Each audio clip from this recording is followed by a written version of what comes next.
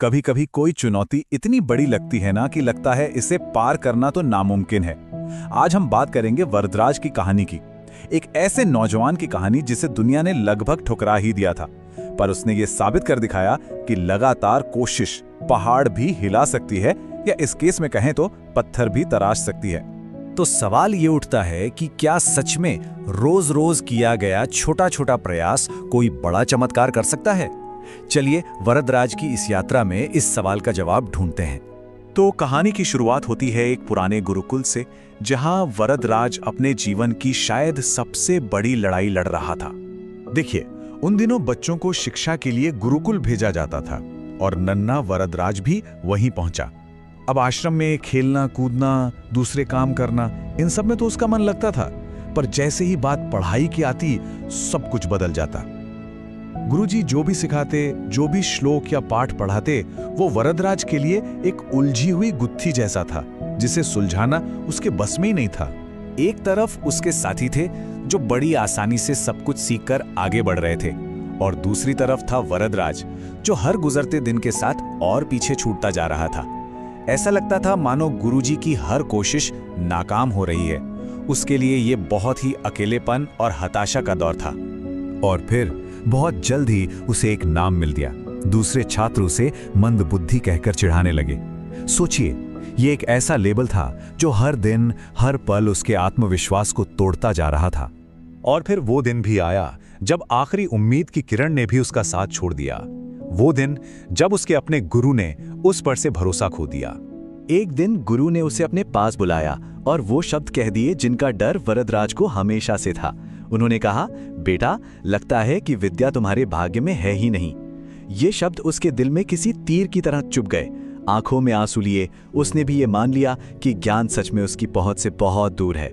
लेकिन कहते हैं ना कि जब एक रास्ता बंद होता है तो कोई दूसरा जरूर खुलता है। तो घर की तरफ निराश मन से लौटते हुए रास्ते में कुछ ऐसा हुआ जिसने उसकी पूरी जिंदगी की दिशा ही बदल दी। भारी मन से चलते चलते दोपहर की गर्मी में उसे जोर की प्यास लगी। उसने देखा कि कुछ महिलाएं एक कुएं से पानी भर रही थीं। वो भी पानी पीने के लिए वहीं रुक गया। और जैसे ही वो कुएं के पास पहुंचा, उसकी नजर पत्थर की मुंडेर पर बने गहरे निशानों पर पड़ी। वो एकदम हैरान रह गया, सोचने लगा, इतने मजबूत, इतने कठोर पत्थर पर ये निशान भला किसने और कैसे बना दिए? उसने पास खड़ी एक महिला से पूछ ही लिया। उस महिला का जवाब बहुत सीधा साधा था, पर वरदराज के लिए वो किसी चमत्कार से कम नहीं था। उसने बताया, ये किसी औजार का काम नहीं है, ये तो इस मुलायम सी रस्सी के रोज रोज घिसने से बन गए हैं। बस ये बात उसके दिमाग में बिजली की तरह कौंध गई। एक कोमल कमजोर सी रस्सी अगर वो लगातार कोशिश करके एक मजबूत कठोर पत्थर को काट सकती है, तो उसे एहसास हुआ कि उसका दिमाग वो पत्थर है और लगातार किया गया अभ्यास वो रस्सी। बस उस एक पल ने सब कुछ बदल कर रख दिया। उसकी सोच, उसका नजरिया, सब कुछ बदल गया। उसकी आंखों में एक नई चमक थी और उसने एक पल भी बर्बाद नहीं किया और सीधा गुरुकुल की तरफ वापस दौड़ पड़ा। गुरुकुल पहुंचकर उसने गुरु से एक और मौका मांगा। उसने कहा, गुरुजी, अगर एक नरम सी रस्सी कठोर पत्थर पर निशान बना सकती है, तो मेरा लगातार किया गया अभ्यास मेरे इस मन पर ज्ञान की छाप क्यों नहीं छोड़ सकता? और इसके बाद जो हुआ वो देखने लायक था। वरदराज ने अपनी पूरी दुनिया ही बदल दी। वो सबसे पहले उठता, गुरु के सबसे पास बैठता और दिन रात अथक अभ्यास करता। तो इस अटूट लगन और मेहनत का नतीजा क्या हुआ?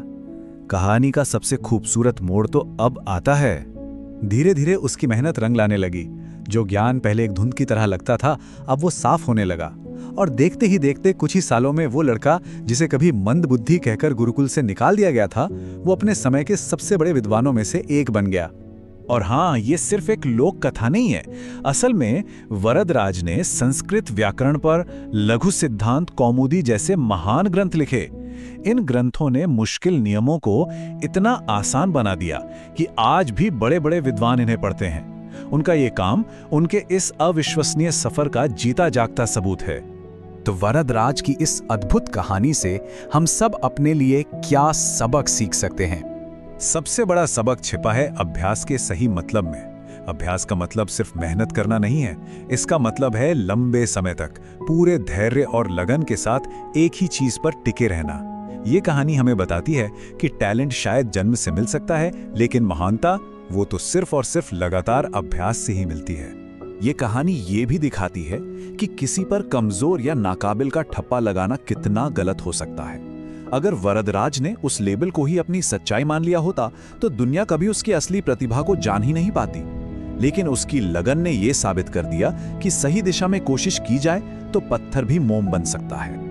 आखिर में ये कहानी हम सबके लिए एक गहरा सवाल छोड़ जाती है। हम सभी के जीवन में कोई ना कोई ऐसा पत्थर होता है, एक ऐसी चुनौती जो हमें अटल और नामुमकिन सी लगती है, और एक रस्सी भी होती है, एक हुनर या एक कोशिश जिसे हम अक्सर कम आंकते हैं। तो सोचने वाली बात यह है कि वो कौन सी रस्सी है जो लगातार अभ्यास से हमारे जीवन के सबसे कठोर पत्थर को भी तराश सकती है।